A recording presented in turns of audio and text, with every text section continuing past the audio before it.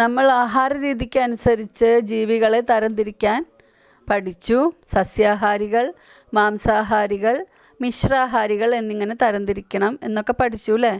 വിലയിരുത്താം എന്നുള്ള പേജ് നോക്കൂ, പേജ് 33. ചിത്രത്തിൽ കുറച്ച് ജീവികളെ തന്നിട്ടില്ലേ?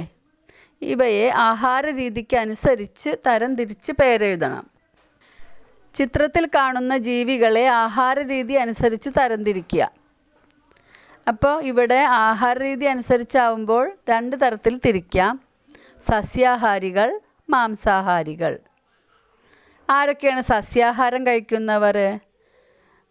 ജിറാഫ്, ആന, മുയൽ, ആട്, മാൻ, ഇത്രയും പേര്. ഇനി മാംസാഹാരം മാത്രം കഴിക്കുന്ന മാംസാഹാരികൾ ആരൊക്കെയാണ്? കടുവ, കുറുക്കൻ, കഴുകൻ, സിംഹം, ഇവയാണ് മാംസാഹാരികൾ. അങ്ങനെ 2 ഗ്രൂപ്പാക്കിയിട്ട് തരംതിരിക്കുക. ഇനി ക്വസ്റ്റ്യൻ നമ്പർ 2. ശത്രുക്കളിൽ നിന്നും രക്ഷപ്പെടുന്നതിനു വേണ്ടി ശരീരത്തിൻ്റെ ഒരു ഭാഗം മുറിച്ചു കളയുന്ന ജീവി ഏതാണ്? എല്ലാവർക്കും അറിയാം അല്ലേ? ഈസിയാണ്. പല്ലി. താഴെ പറയുന്ന ജീവികളിൽ നീന്താനും നടക്കാനും കഴിയുന്നത് ആർക്കാണ്? നീന്താനും നടക്കാനും കഴിയുന്നത് ആർക്കാണ്? മത്സ്യത്തിന് നീന്താൻ കഴിയും, നടക്കാൻ കഴിയില്ല. പാമ്പിന് നീന്താൻ കഴിയും, നടക്കാൻ കഴിയില്ല. തവളയ്ക്ക് നീന്താൻ കഴിയും, ചാടാനേ കഴിയുള്ളൂ. പിന്നെ അപ്പം അതിൽ താറാവാണ് നീന്താനും നടക്കാനും കഴിയുന്ന ജീവി. ഇനി അടുത്ത ക്വസ്റ്റ്യൻ നോക്കൂ. നമ്പർ 4. ചിത്രത്തിൽ കുറച്ച് കൊക്കും പിന്നെ കുറച്ച് കാലും ഒരു വാലും ഒക്കെ കാണുന്നുണ്ട് അല്ലേ? ഒന്നാമത്തേത് അവിടെ അടയാളപ്പെടുത്തിയും വെച്ചിട്ടുണ്ട്. യോജിപ്പിക്കുകയാണ് വേണ്ടത്. മാച്ച് ചെയ്യുന്നതിനനുസരിച്ച് യോജിപ്പിക്കണം.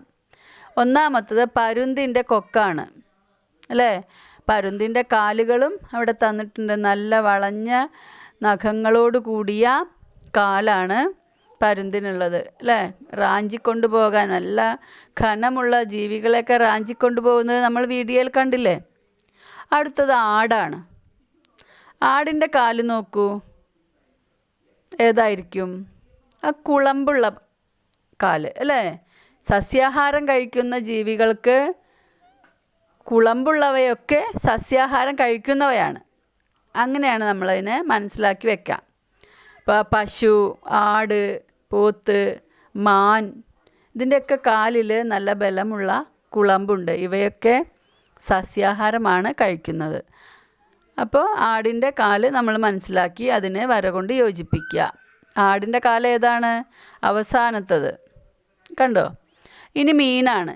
മീനിൻ്റെ കാലല്ലല്ലോ, മീനിൻ്റെ വാല് കണ്ടില്ലേ?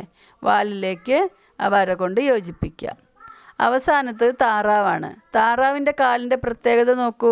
നമ്മൾ പറഞ്ഞിട്ടുണ്ട് താറാവിൻ്റെ കാലുകളുടെ വിരലുകൾ ഒരു നേരിയ ചർമ്മം കൊണ്ട് ബന്ധിച്ചിരിക്കുന്നു. അപ്പോൾ അതേപോലെ കാണുന്ന ഈ കാലിന് താറാവിൻ്റെ കൊക്കുമായിട്ട് യോജിപ്പിക്കുക. അപ്പോൾ ഈ പാഠം നമ്മളിവിടെ അവസാനിപ്പിക്കുകയാണ്.